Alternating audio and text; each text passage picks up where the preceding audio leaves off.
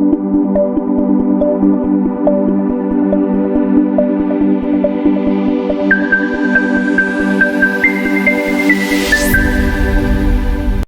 everyone, my name is Rashmi Samant and today I will discuss about some topics like electrolyte imbalance, acidosis and alkalosis, enzyme leakage and cell death and calcification.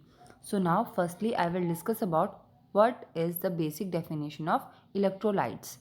Electrolytes is body fluids are active chemical. जो भी body fluids में active chemical present होते हैं उन्हें हम electrolytes बोलते हैं। ये बेसिकली दो तरीके के होते हैं, कैटायंस और anions. Cation means positive charge, for example sodium, potassium, magnesium और hydrogen ion. Anion means negative charge, for example chloride, bicarbonate, phosphate और sulphate. The main electrolyte imbalance are, जो बॉडी में इलेक्ट्रोलाइट्स होते हैं उनमें इम्बैलेंस जो हो जाता है उसके कुछ मेन कैटेगरीज हैं। सोडियम डिफेक्ट, उस कंडीशन को हम लोग हाइपोनेट्रीमिया बोलते हैं। सोडियम अगर एक्सेस होगा तो उसे हम हाइपरनेट्रीमिया बोलेंगे। पोटेशियम डिफेक्ट होगा तो उसे हम हाइपोकैलीमिया बोलेंगे। पोटेशियम एक्सेस होगा तो उसको हम हाइपरकैलीमिया बोलेंगे। कैल्शियम डिफेक्ट होगा तो उसको हम हाइपोकैल्सीमिया बोलेंगे। और अगर कैल्शियम का एक्सेस होगा तो उसे हम हाइपरकैल्सीमिया कंडीशन कहेंगे। फर्स्ट कंडीशन है hyponatraemia. It result from loss of sodium containing fluids और hypoosmolarity with a shift of water into the cell.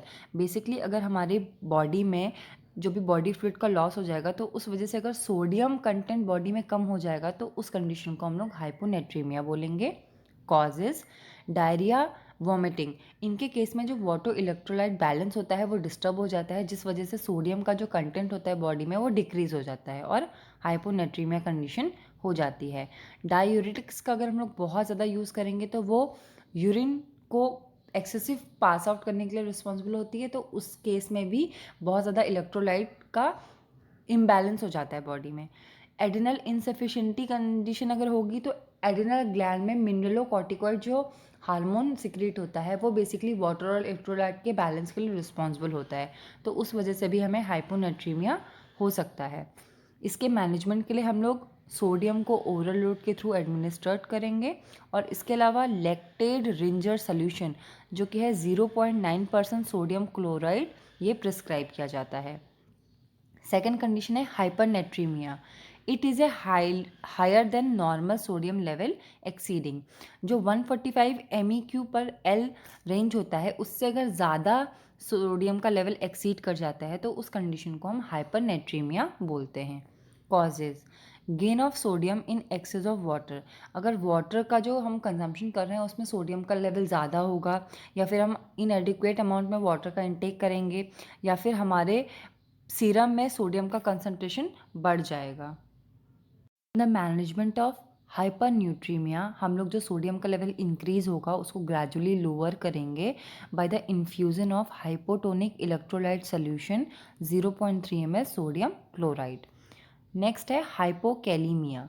Hypokalaemia basically जो पोटेशियम का बॉडी से एबनॉर्मल लॉस हो जाता है, मतलब जो एक्स्ट्रा सेलुलर फ्लूइड से इंट्रा सेलुलर फ्लूइड में पोटेशियम का एबनॉर्मल लॉस हो जाता है, और अगर हम डाइट्री पोटेशियम इंटेक में कमी करते हैं तो उस वजह से हमें हाइपोकैलीमिया कंडीशन हो जाती है। कॉजेज़ पोटेशियम लॉस, बेसिकली अगर हम पोटेशियम कम ले रहे हैं उस रीज़न की वजह से हमें हाइपोकैलीमिया हो जाएगा। मैनेजमेंट में हम लोग इसको ओरल और आईवी रिप्लेसमेंट के थ्रू ट्रीट करते हैं। बेसिकली एडमिनिस्ट्रेट किया जाता है 40 to 80 MEQ per day potassium का। Hyperkalaemia condition, it may be caused by a massive intake of potassium. अगर हम बहुत ही ज़्यादा अमाउंट में पोटेशियम का इनटेक कर रहे हैं तो हमें हाइपरकैलीमिया डिजीज़ हो जाएगी।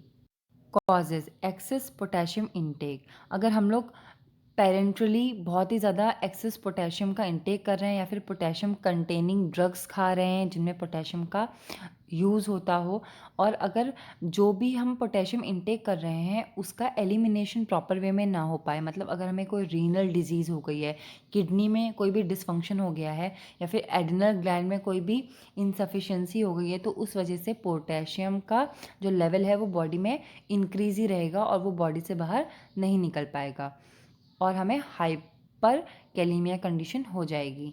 मैनेजमेंट के लिए हम लोग जो भी डाइटरी पोटेशियम है उसमें रिस्ट्रिक्शंस लेने होंगे, हमें उनका कम से कम यूज़ करना होगा, और पोटेशियम कंटेनिंग डायूरेटिक्स लेने होंगे ताकि वो पोटेशियम के लेवल को बॉडी से बाहर निकाल सके। नेक्स्ट वन है hypokalaemia, any condition that causes a decrease in the production of PTH parathyroid hormone may result in the development of hypocalcemia।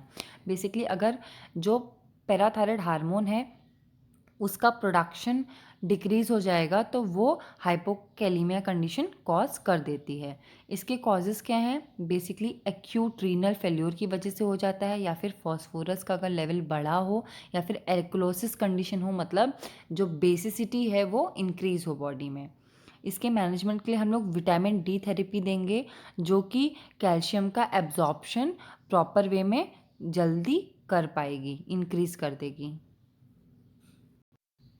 Hypocalcaemia के मैनेजमेंट के लिए हम लोग आईवी एडमिनिस्ट्रेशन देंगे कैल्शियम का, फॉर एग्जांपल कैल्शियम क्लोराइड और calcium gluconate का।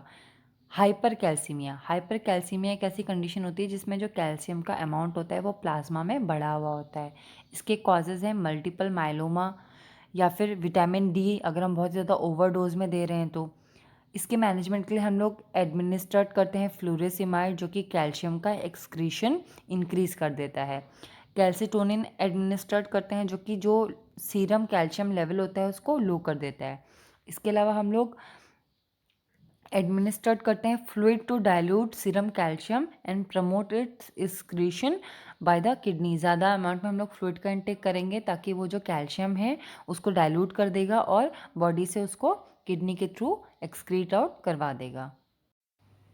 Acidosis. It is a condition characterized by an excess of H ion or loss of base ion like bicarbonate in ESF in which pH falls below 7.35।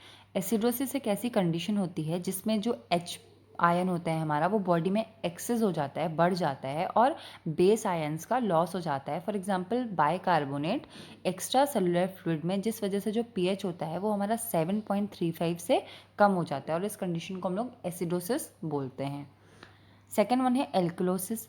इस occur when there is a lack of H ion और again the based and the pH exceed 7.45। Basically एक ऐसी condition होती है जिसमें जो H ions होते हैं उनकी बॉडी में कमी हो जाती है और उस वजह से जो बेस आयंस होते हैं वो बॉडी में बढ़ जाते हैं, और जो pH होता है वो 7.45 से अबव हो जाता है, तो उस कंडीशन को हम लोग एल्कलोसिस बोलते हैं।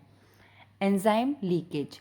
Enzyme has a covalent bond with the permeable membrane and itself।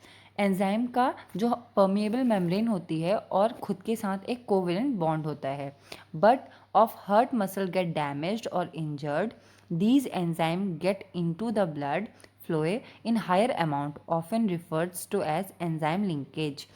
Basically अगर हर्ट मसल्स में किसी भी तरीके का डैमेज या फिर इंजरी हो गई है तो ये जो एंजाइम होते हैं ये डायरेक्टली बहुत ही ज़्यादा हायर अमाउंट में ब्लड में चले जाते हैं, इसे हम एंजाइम लीकेज कंडीशन बोलते हैं। Cell death.